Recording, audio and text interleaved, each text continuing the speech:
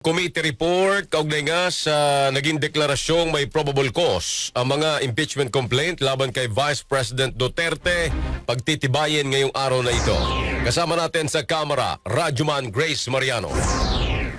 Target ng House Committee on Justice na pagtibayin ngayong araw ang committee report kaugnay sa deklarasyon na may probable cause para ma-impeach si Vice President Sara Duterte. Alinsunod dito sa unanimous vote ng 53 miyembro ng komite na may probable cause o sapat na batayan ang ikatlo at ika-apat na impeachment complaints laban kay VP Sara. Ayon kay Committee Chairperson at Batangas Representative Jervil Luistro, kasamang pagtitibayin nila ngayon ang kaakibat na resolusyon at articles of impeachment ng committee report.